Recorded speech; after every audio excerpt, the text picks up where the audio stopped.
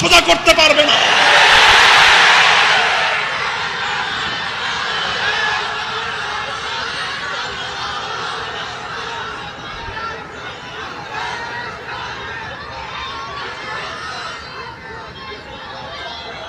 মুহতারাম হাজিরিন, হযরতে মুআবিয়া রাদিয়াল্লাহু আনহুর হাদিস, এই হাদিসের মাধ্যমে একটা গুরুত্বপূর্ণ বিষয় উম্মতের সামনে এসেছে। বুখারী মুসলিমের ব্যাখ্যাতাগণ সেই বিষয়টির দিকে ইঙ্গিত করেছেন। আরে উলামায়ে কেরাম কেন অস্থির হন? আজ যদি আমিরে মুআবিয়া জীবিত থাকতেন, উলামাদেরকে জিজ্ঞাসা করতেন, কেন তোমাদের সমাজের মধ্যে মাদক বিক্রি হয়?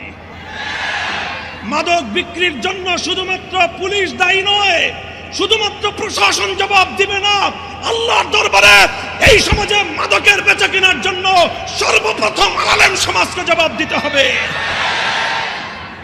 যদি আজ মাজার পূজা হয়, যদি শিরক হয়, সমাজের মধ্যে যে কোনো খোদাদ্রোহী কাজ পরিচালিত হয়, সেজন্য শুধু প্রশাসন আর আইন শৃঙ্খলা রক্ষাকারী বাহিনী জবাব দিবে না, আল্লাহর কাছে জবাব দিতে হবে আমাদের আলেমদেরকে। এই জন্য আমাদের সমস্যাটা বেশি। সাধারণ মানুষ হোক তিনি প্রশাসনের লোক, হোক তিনি আপনার আইন শৃঙ্খলার লোক, হোক তিনি সরকারের কোনো গুরুত্বপূর্ণ কোনো দায়িত্বশীল মন্ত্রী এমপি, তারা সবাই একজনের আমলনামার হিসাব দিয়ে পার পেয়ে যাবেন। সবাই যার যার আমলনামার হিসাব দিবে, এই হলো আমার 65 বছরের আমলনামা। আল্লাহ পাক যদি মিলায় টিলায় দেখেন যে মোটামুটি পাস করার উপযুক্ত, বলবেন যা। সাধারণ মানুষ যার যার ব্যক্তিগত আমল হিসাব দিয়ে পার। আলেমরা যদি মনে করে থাকেন শুধুমাত্র নিজের ব্যক্তিগত আমলের হিসাব দিয়ে জান্নাতে চলে যাবেন, বোকার স্বর্গে বসবাস করতেছেন। আসমানি ওহীর ইলম পক্ষে ধারণ করা এত সহজ বিষয় না। আসমানি ওহীর ইলম যাদের বুকে আমানত রাখা হয়েছে, শুধুমাত্র নিজের হিসাব দেওয়ার জন্য আল্লাহ পাক এই আমানত আপনার পক্ষে দেননি। এই আমানত আপনার পক্ষে জন্য দেওয়া হয়েছে। একটা মসজিদের মুসল্লি যারা আছে, 500 মুসল্লি প্রত্যেকে যার যার আমলের হিসাব দিয়ে পার পাবে। ইমাম সাহেব নিজের হিসাব দেওয়ার পর 500 মুসল্লির আমলের হিসাব দেওয়া লাগবে। মুহতারাম হাজিরিন, কাজেই আলেমদের জন্য ব্যাপারটা খুব সহজ না, খুব সুখকর না। ওনারা তো মনে করে যে আমরা কই, আমাদের খুব মজা লাগে না খুব বেশি আমাদের। এই যে একটা বিব্রতকর একটা ইস্যু আমাদের মাথার উপর চাপায়া দিলেন, আমরা তো ভালোই ছিলাম, কোনো বাদাবাদি তো দরকার আমাদের ছিল না। বাজাবাজি করতে গিয়ে আমাদের খুব মজা লাগে মনে করেন।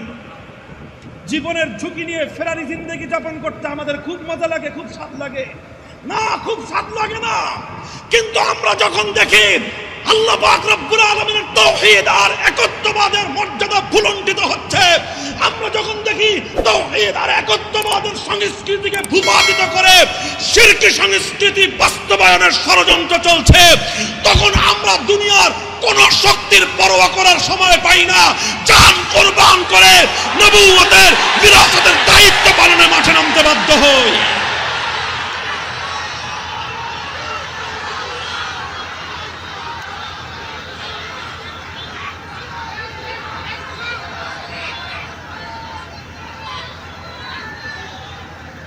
মুহতারাম হাজিরিন, দুঃখিত, ক্ষমা করবেন, আবার কণ্ঠস্বর অনেক উঁচু হয়ে যায়, কথা জোরে চলে আসে।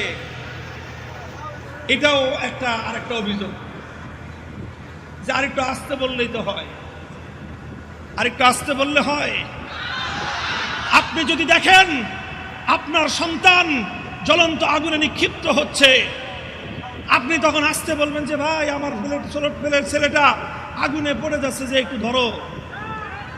গলা ফাটায় চিৎকার করবেন, গোটা পাড়ার মানুষকে জড়ো করে ফেলবেন। আপনি যদি দেখেন আপনার বাড়িতে না পাশের বাড়িতে আগুন লাগছে, মিনমিনায় ডাকবেন মানুষকে, না সুর দিয়ে ডাকবেন? গলা ফাটায় চিৎকার করে ডাকবেন আগুন লেগেছে, আগুন।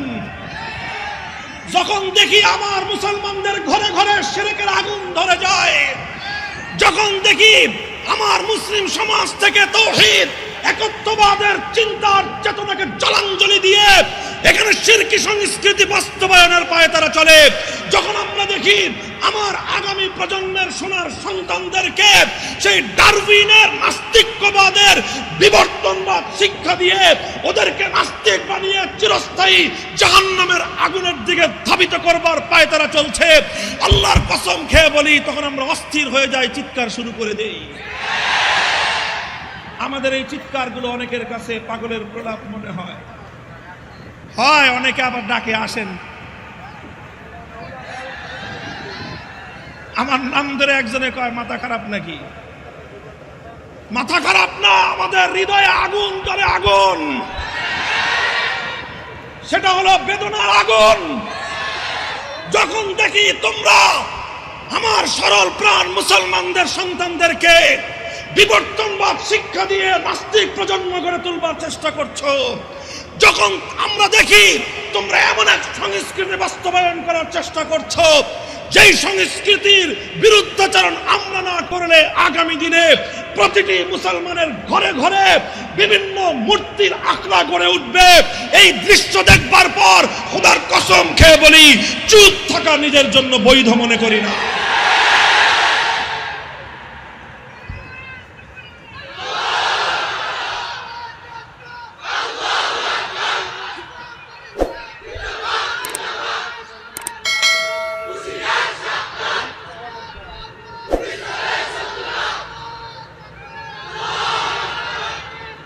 মুহতারাম হাজিরিন, ফুকাহায়ে কেরামগণ লিখেছেন, ফিকহ ফাতাওয়া যারা পড়েন, ফিকহ ফাতাওয়া যারা পড়েন, ইফতা বিভাগ যারা পড়েন, উসুলুল ইফতা কিতাবের শুরুতে অনেকগুলো ওয়াকিয়া ঘটনা লিখেছেন।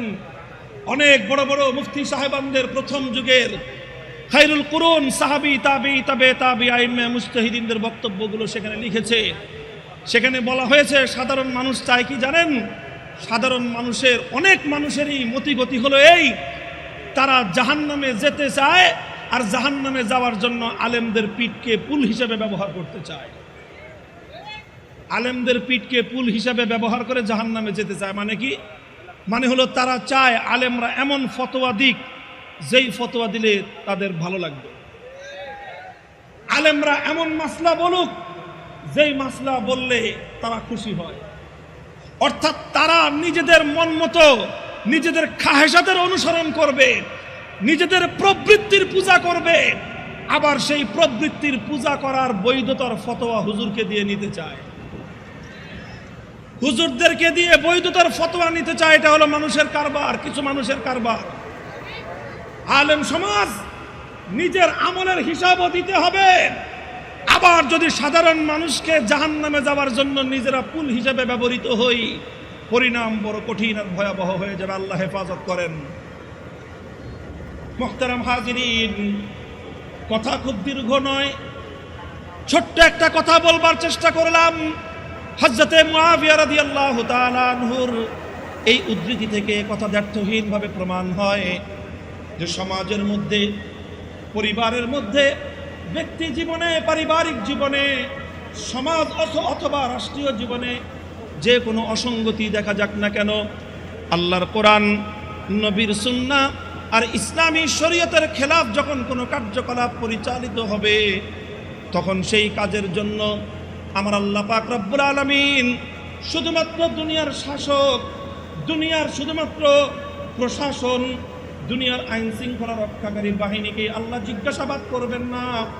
সর্বপ্রথম আল্লাহ পাক রব্বুল আলামিন আলেম সমাজকে প্রশ্ন করবেন, মসজিদের শহরটা মূর্তির শহরে পরিণত হয়ে গেল, ও আলেম সমাজ তোমরা তোমাদের দায়িত্ব আর ভূমিকা কিভাবে পালন করেছিলে? জবাব কি দিব আমরা আলেমরা? আমাদেরকে যে যারা এত চাপাচাপি করেন, জবাবটা শিখিয়ে দিয়ে যান আমাদেরকে, বলে দিয়ে যান আমাদেরকে। আর না হলে আপনারা যদি আল্লাহর আইন লঙ্ঘন করতেই থাকেন, খোদাদ্রোহিতার পথে যদি আপনারা চলতে থাকেন, আমাদেরকে অন্তত খোদাদ্রোহিতার এই সকল অপকর্মের বিরুদ্ধে রুখে দাঁড়াবার জন্য যেই শক্তি আর সামর্থ্য আমাদের রয়েছে, সেই শক্তি আর সামর্থ্য আমরা প্রয়োগ করব। সেক্ষেত্রে বাধা দেওয়ার চেষ্টা করবেন না।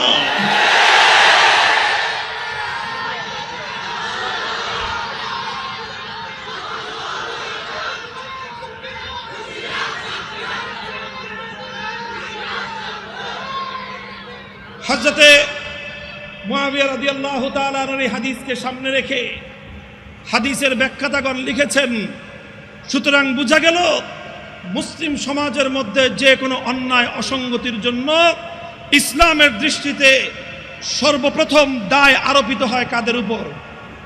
কাদের উপর? আলেমদের উপর। সুতরাং অন্যরা যে যাই ভাবুক, আলেমদের সেই বিষয়ে নিরুদ্বিগ্ন থাকার কোনো সুযোগ নাই।